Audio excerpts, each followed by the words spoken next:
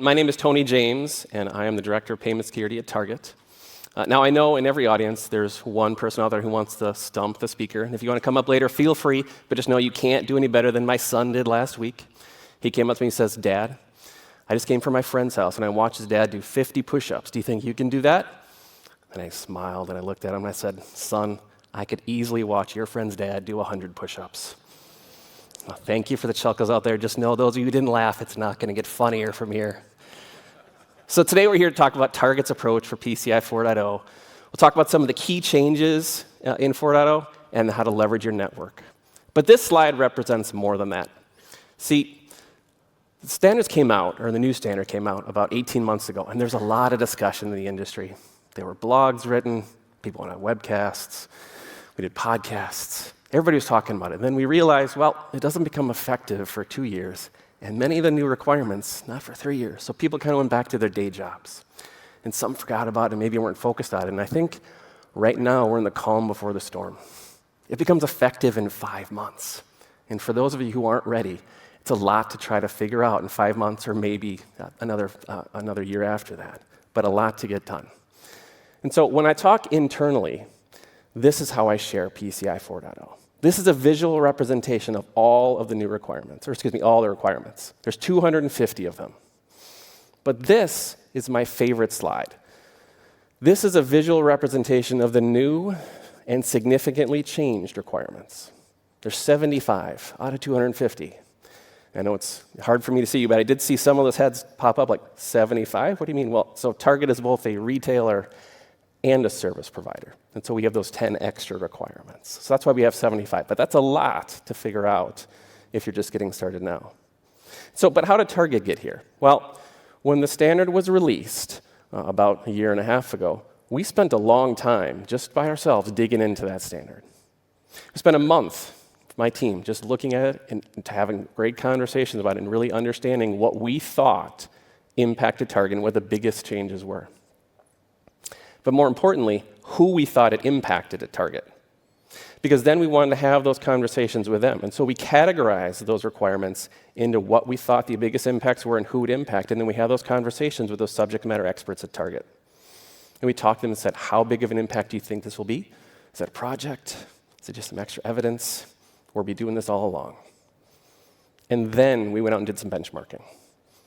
We listened to the podcasts, watched the webinars, read the articles, and had some really good conversations with peers and partners out in the industry as well to understand what they thought the biggest changes were and what they were focused on. And then I went and talked to my QSA. After all of that work internally, then I engaged my QSA to say, this is what I think are the biggest changes that I need to focus on. What do you think? What am I missing?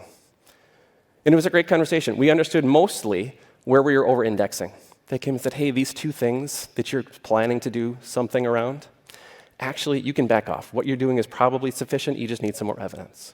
And so those are really good conversations, but we came to them with a plan. And after all that, then I could engage internally with my leaders to say, here's the impact. Here's what we need to focus on. Here's the projects we need to put in place.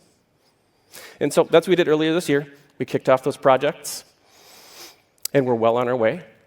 Later this year, we'll do a gap analysis with our QSA. They'll come in and look at some of those requirements, not all. If you're still planning to do a gap assessment with your assessor, I recommend you only do it on the ones that you have to. Don't spend money on a gap assessment on a documentation exercise.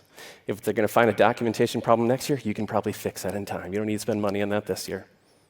And then next year, we plan to be prepared, and we'll even test some of the 2025 requirements next year as we're going through our assessment. But if you're just coming to the point where you're digging in, like, where should I focus? So you can look at these industry articles, do the webinars to try to figure it out. But again, figure out your perspective before you go there, because you, believe it or not, are the expert in your industry. Expert in your organization. Your QSA is not going to be more of an expert than you. The industry is not going to come to you and know more about your organization than you do. You are the expert.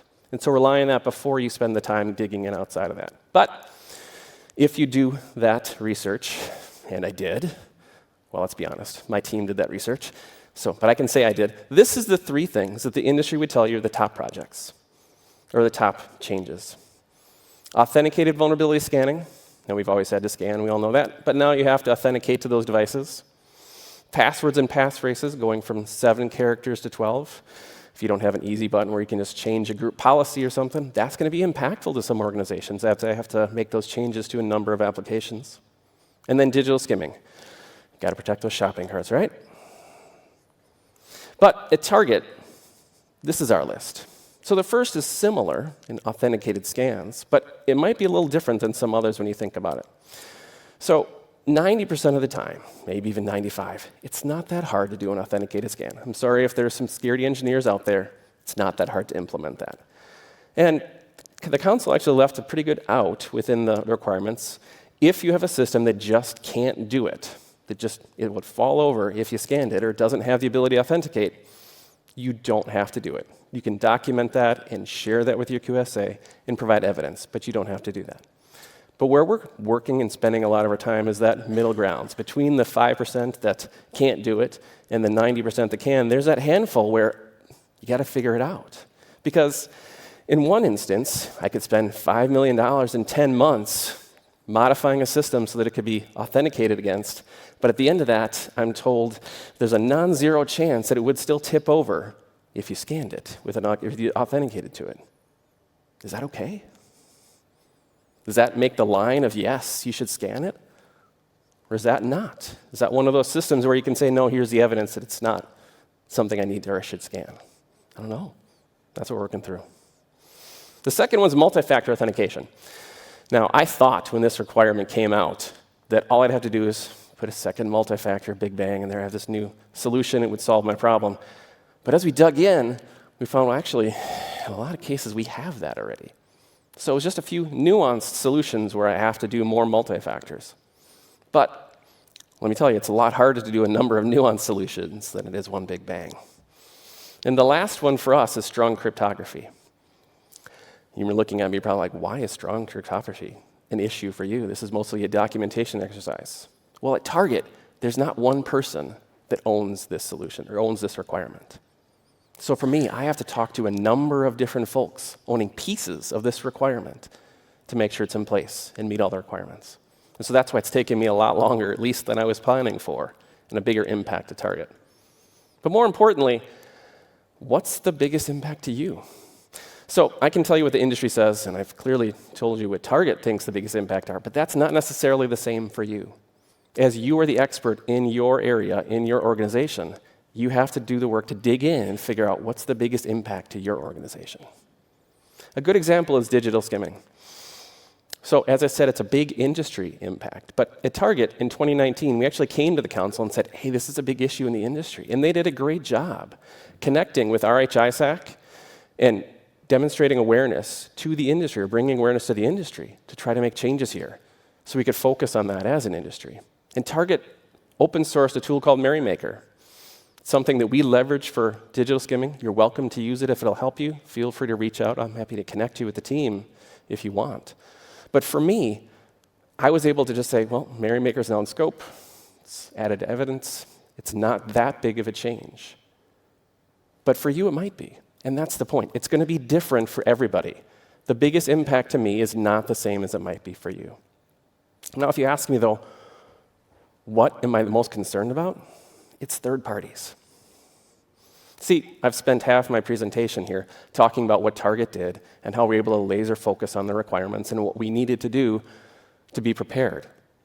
And I have complete control engaging my team and talking to leaders internally to drive that. And even if we come up and find something at the end, I'm not really concerned that I won't be able to solve for that.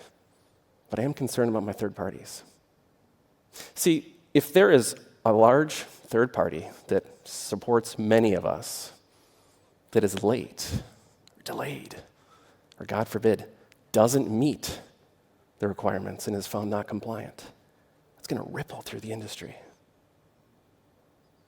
And so at Target, what we're doing is we're reaching out to all of our large third parties, as well as those who've been problem children in the past, to really understand what they're doing to ensure they're PCI compliant for 4.0. And so while I'm having great conversations with them, I'm learning that I can't signal that or take that victory lap too soon.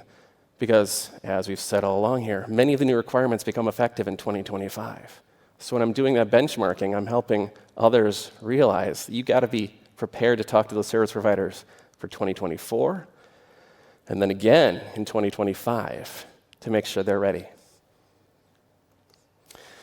Now, as you talk to your QSA, as I said before, you have to be prepared to talk to them about what your plan is and what you think is important for PCI 4.0, as well as any customized approaches. If you're a risk-mature organization and you're planning to implement a customized approach, you have to come to them with a plan. What are you planning to do? How are you planning to achieve it? And why do you think it's okay? Because if you ask them, what do you think I should do? It's kind of like asking your kids if they want ice cream for dinner, right? They'll give you an answer, but you're probably not going to like it. They are experts, QSAs, not your kids, in PCI, but they're not an expert in your organization. And so don't ask them what they need to do or what they think you need to do. Come to them with that plan.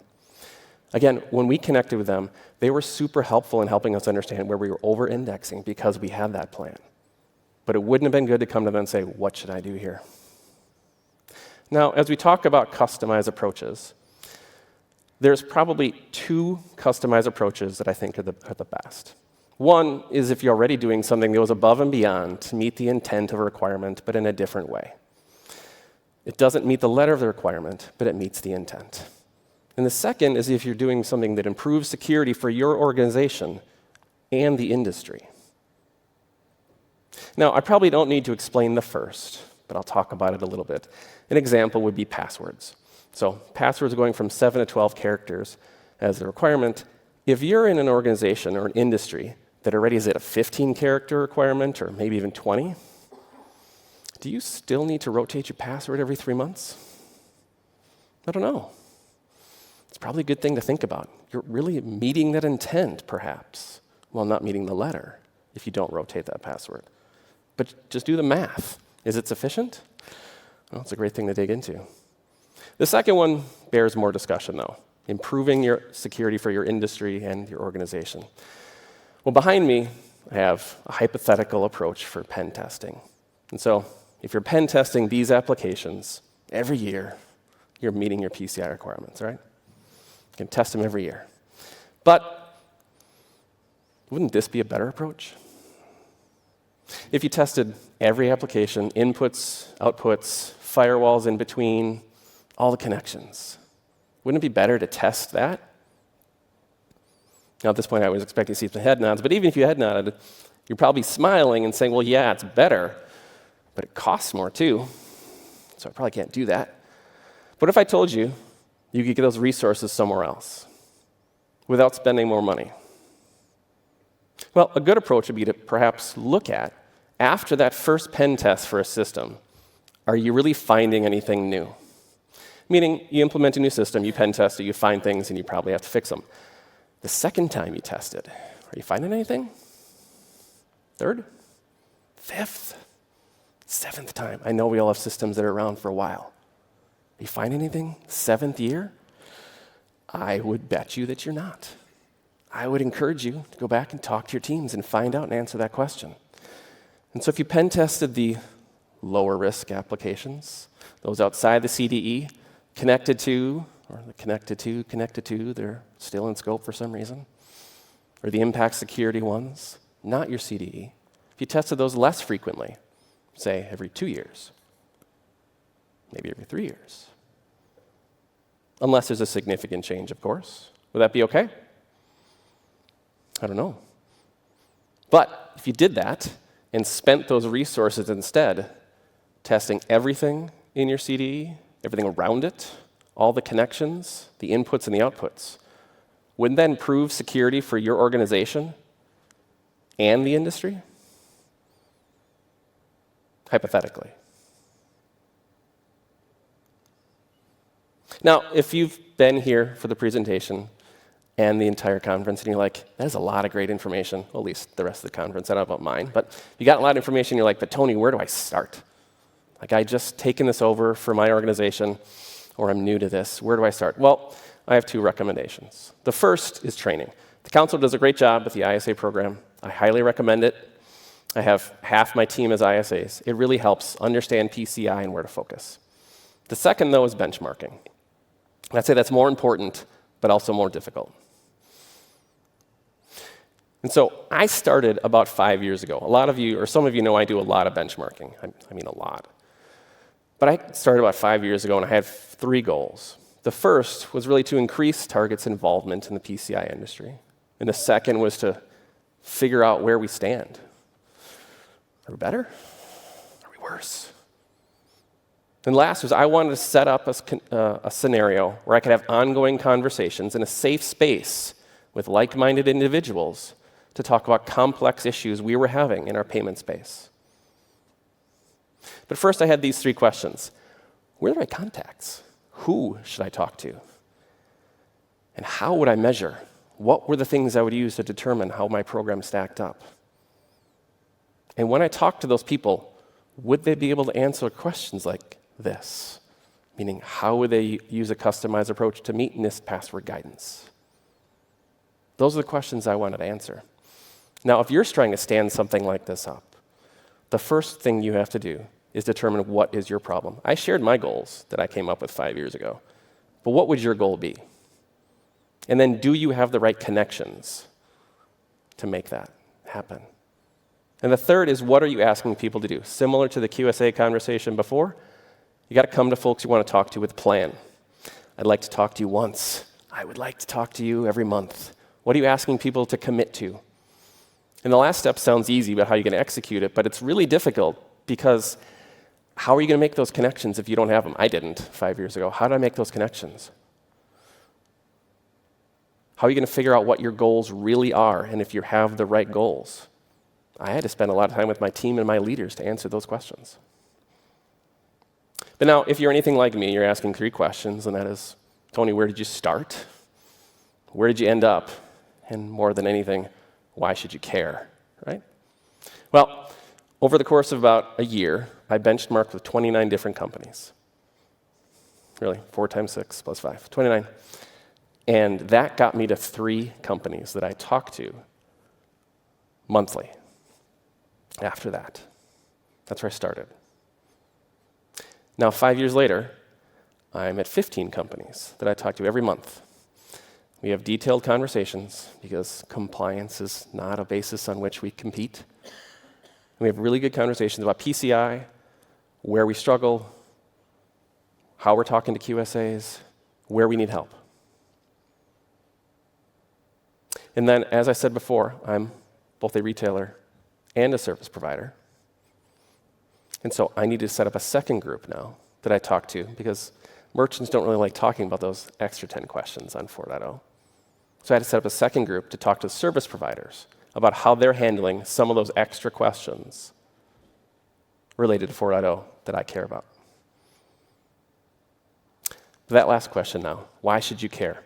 Well, when I talk to my boss and they ask me, Tony, how do other people do this? I can answer that question. When there's something that we're struggling with and somebody wants to know, how does a company handle this? I have people I can go to solve that, both specifically for PCI and security overall, because I have those connections. When PCI 4.0 comes out and I need to figure out what to focus on, I have peers and partners that I can work with to understand how they are focused on it in the industry and their organization, that I can bring back to my team and say, this is what we need to do. So that when I go to my leaders and say, here are the projects we need. After all the work you said I did, you saw that I did. This is what we need to do. They know, because of all the benchmarking that I've done, that we have the right approach. And they can be confident in that. And so now you are in a unique room, in a unique place. You will never be in a room like this again in your life. Everybody in this room and downstairs wants to talk to you about PCI 4.0. Seriously, look to your left, look to your right, and yes, I can see if you do it. Everybody here wants to talk about it. That will never happen again. You come back next year, some people will be like, yeah, I'm done. I implemented it, I'm good. You go back to your home, you go back to your office, if you even go into the office. Does anybody there want to talk to you about PCI? No. They don't. In this space, everybody wants to talk about it. Take that opportunity. Network, benchmark. It is important to do. It will help you on your journey. And here is where I started many of those 29 connections that I started with that helped me be prepared for PCI 4.0. Now, as we said at the beginning, I had 3 goals, and these are the 3 key takeaways that I wanted you to have today. We wanted to talk about the important changes in PCI 4.0, at least from the industry and target perspective. We want to talk about the best ways to leverage a customized approach and how to jumpstart your program. And I hope you've gotten those 3 key takeaways. Now, as I leave you, here's 2 pictures from which you can decide what type of 4.0 implementation you want to have. You're going to gravitate toward the light side or the dark side. We've talked through a couple strategies to help you achieve the picture on the right, and I wish you the best of luck in achieving it. Thank you.